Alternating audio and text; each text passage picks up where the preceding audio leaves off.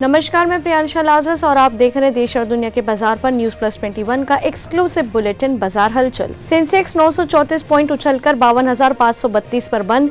Nifty 15,635 के बाद Titan का शेयर 6% तक बढ़ा। सोना चांदी में गिरावट जारी। सोना 51,000 और चांदी 61,000 के नीचे आई। बेरोजगारी से थोड़ी राहत। मई में ईपीएफओ से जुड़े 17.8 लाख सदस्य। महंगाई से अब मिलेगी राहत। सरकार के फैसले से घटने लगे खाने के तेल के दाम। गेल के सिटी गैस डिस्ट्रीब्यूशन और ग्रीन हाइड्रोजन को बेचेगी सरकार, जुटाएगी 5,000 करोड़ रुपए। आकाशा एयर का पहला एयरक्राफ्ट दिल्ली पहुंचा। जुलाई में कमर्शियल ऑपरेशन शुरू करने की है योजना। एफपीआई बिकवाली को लेकर रिजर्व बैंक ने दी गंभीर चेतावनी। 8 लाख करोड़ तक निकाल सकते हैं विदेशी निवेशक। मेट्रो परियोजनाएं निर्माण कंपनियों के लिए सृजित करेंगी 80,000 करोड़ रुपए का कारोबार। इकरा ने किया खुलासा। जीई स्टीम पावर भेल ने 3 परमाणु भाप टरबाइनों की आपूर्ति के लिए समझौता किया। एमजी मोटर इंडिया ने उत्पादकता बढ़ाने के लिए सीमेंट्स के साथ साझेदारी की। ऐसी जानकारियों के लिए देखते रहिए न्यूज प्लस 21, आपके हक की बात।